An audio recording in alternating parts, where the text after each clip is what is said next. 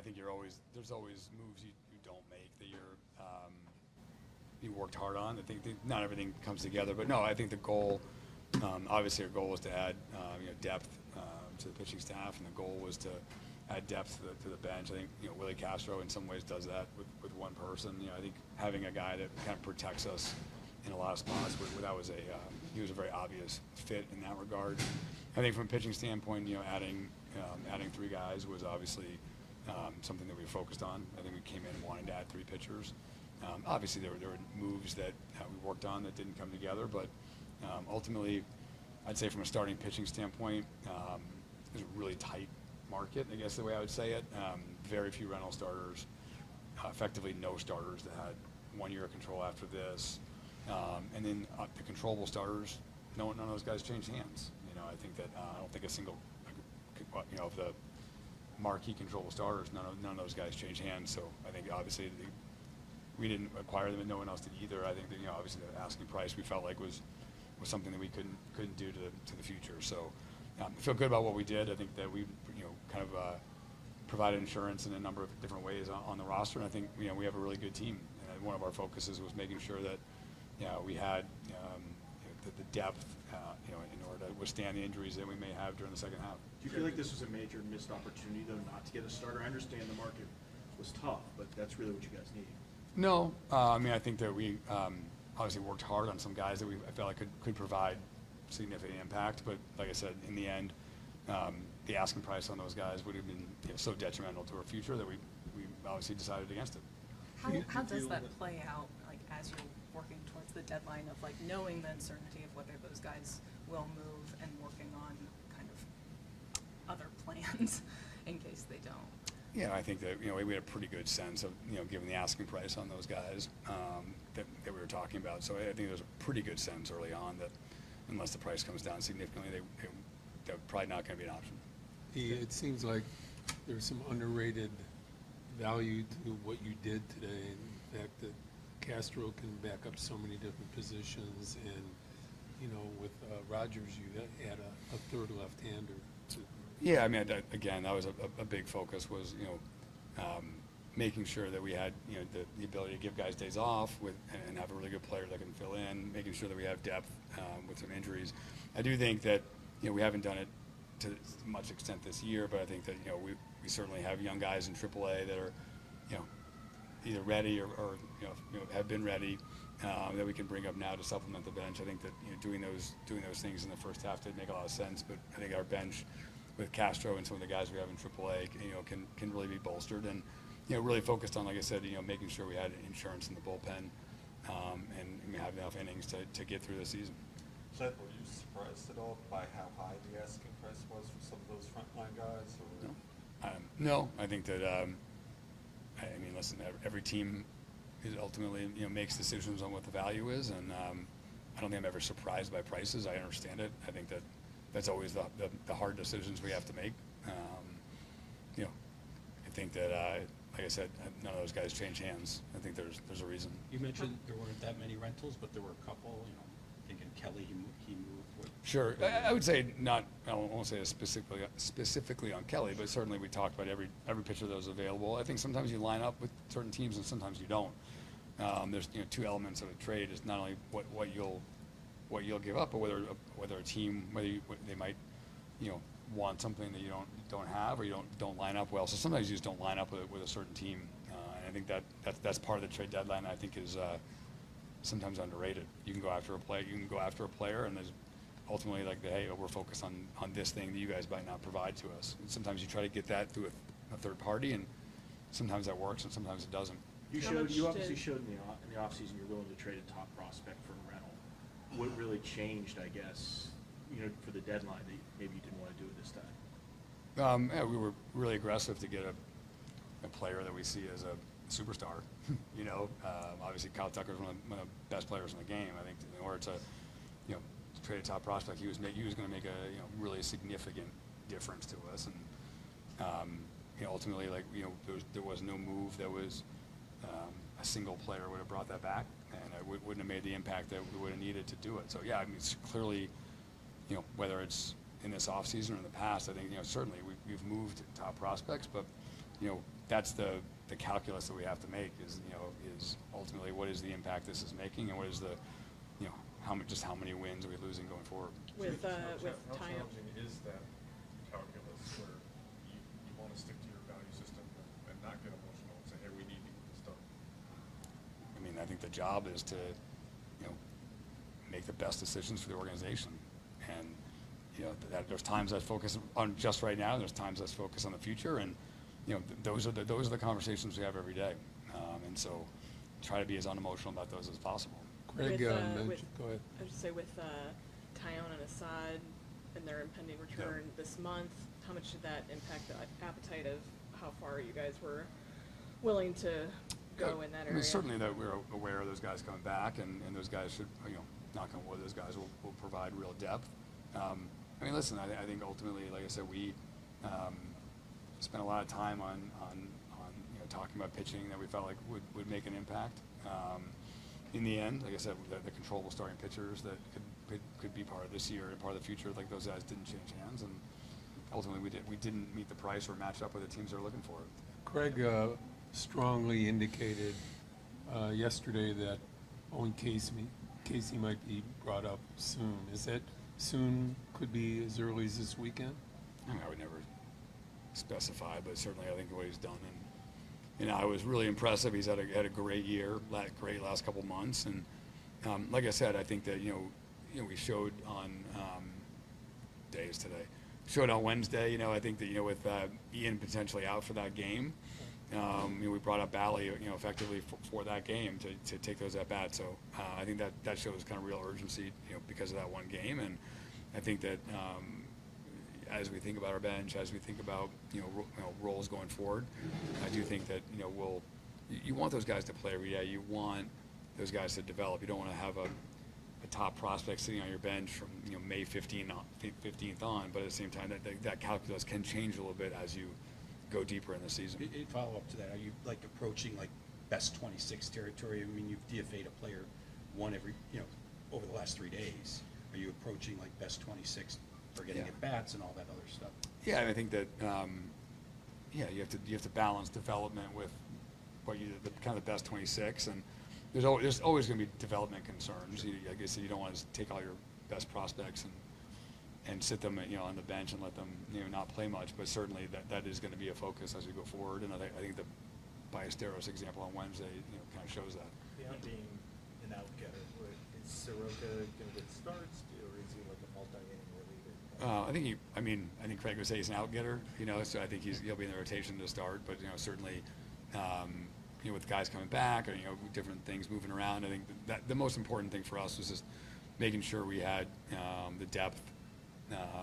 With Italian and Assad hopefully coming back, we want to make sure we can give guys rest. We want to make sure we have enough pitching to get through, and that was a big focus. Jed, what would be your message to people that perceptually think you guys weren't aggressive enough? And I'll just give you examples. Teams that had closers traded for second closers. Yeah.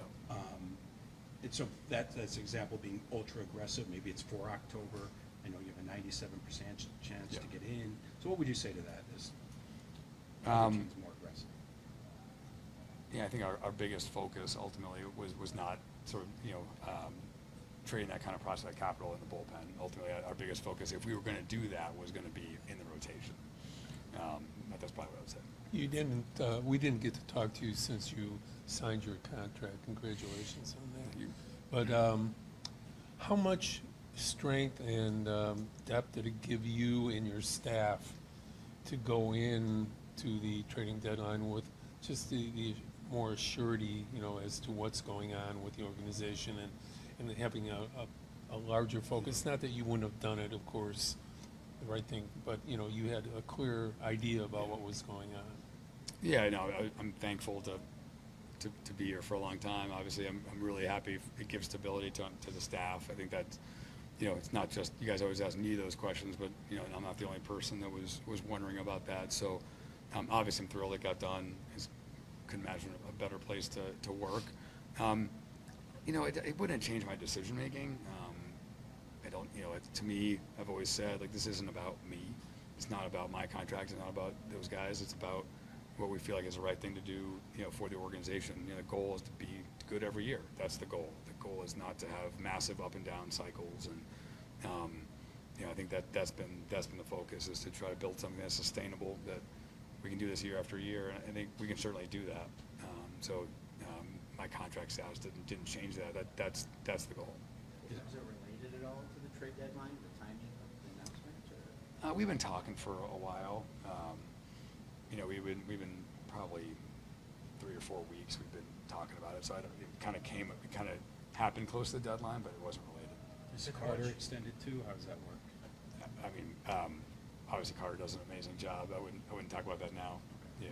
Jed, how much interest was there in Cade Horton, and just how important, how he's done this year, how important has that been, and kind of for your future?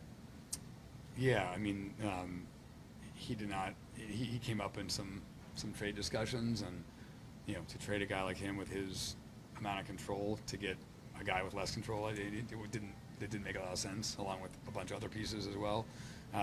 Cade's done a great job for us. I think he's developed really well. I think he's going to continue to get better. I think even from start to start, I think you see him make adjustments, make changes. I think you're going to kind of see that continued improvement. I also think he's got great makeup. I think that he had a terrible start in Houston, for example. I feel like that's made him better. It didn't scare him off. It didn't bother him, and so I feel like he has the makeup to handle big starts in big moments, and he has the athleticism and the feel to continue to get better. You acquired Presley with the idea that he'd have big moments down the stretch. Just what was it like, the conversation with him and kind of this decision?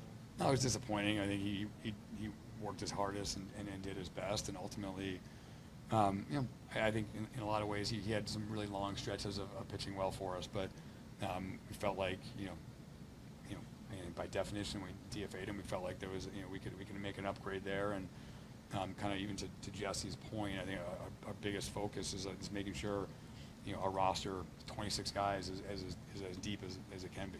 When did you feel you had a firm idea about what the Marlins might have been not doing, and that you weren't distracted by people out there that weren't going to make a trade? How difficult was that to work around? No, I talked to Peter and the Marlins a ton throughout the deadline, and I mean I say this, like I don't know what is happening out in the rumor world during the deadline. I just know what I'm talking to about them directly, and we had a lot of productive conversations. I think Peter's done a great job. He's made a number of really good deals, and he's shown that he's willing to be transactional. Were you Yeah, ever we'll take close two to more for Jed. an ace, trade for an ace? Were you ever close? We had a lot of discussions about different guys. I mean, like I said, ultimately, it didn't feel like it would be responsible. Now the trade deadline's passed, the group that you guys have for the next 2 months, just how are you assessing the team that has been built and where you guys are at? I think we're a really good team.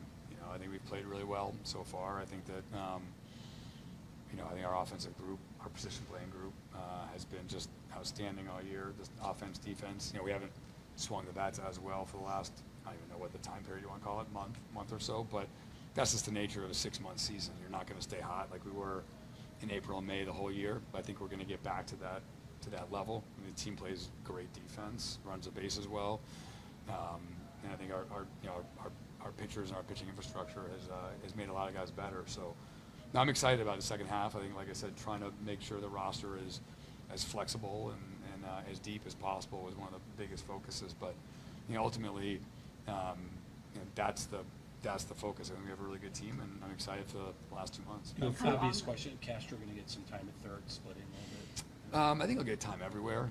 To be honest, I think that's the value of acquiring a guy like him, switch hitter, and he can play everywhere. So, we've worked these guys pretty hard.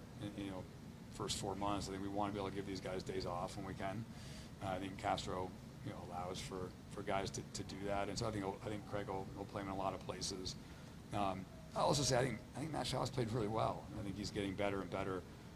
He's a good defender. I think his at-bat quality has gotten better. He's had some big hits for us, and that's ultimately the hope. And you talk about sort of best 26, I think that when you think about our team, you know, PCA had like barely started hitting well at this point last year. And so as you think about, you know, a season, you have to invest at bats and time in those young players. Otherwise, you know, if you sort of every time a guy struggles, you send him back to the minors and go get someone else, you're not going to have a very good team going forward. You have to invest that time. I think we've invested that time in Matt. I think we're seeing that growth. We're not going to run away from that. On that kind of big picture, another thing Craig pointed out is you're no longer really fighting for the division. It's like the top 2 seeds, or you're just in. Was that the aim? Is that the goal, the top 2 seeds? And if so, what do you think your chances are at claiming one of those, seeing what the rest of the league It's a is good on? question. I mean, certainly the advantage of getting one of those top 2 seeds, I think is really impressive. There's going to be a lot of competition for that. I think ultimately, you know, I think you're alluding to, you know, would having getting a young controllable starter help that? Yeah, I think there's no question. But ultimately, the goal is to be in this mix every year, and that's the focus. Thanks, this might be kind of what you're getting at, but like why you guys kind of clung pretty tightly to those upper level prospects in terms of what you gave up. A couple of teenagers, like mid-round picks, like you kept a lot of those guys. Like shouldn't those deals sort of hurt? Like why did you guys want to like keep that group together, those prospects? Well, I think those guys are, I would say that group, I mean, it's sort of rare to have a group of young position players that are basically major league ready, and I think those guys can, you know, with that group, you're not talking about guys who are 2 or 3 years away. I think these guys are kind of ready to help us. I think they're going to help us this year.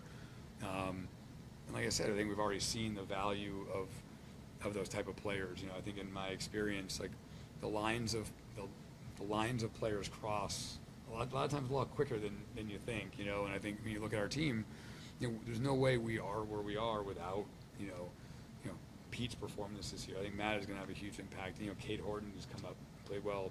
Palencia is closing for us, and I just think that you know, young players are the lifeblood of a team, and I think that a lot of those players are going to help us very soon. And I think sometimes to give those guys away for guys only helping you for whether it's 10 starts or whether it's 2 months, I think ultimately I think these guys are going to be Cubs for a long time and provide a ton of value. Thanks, John.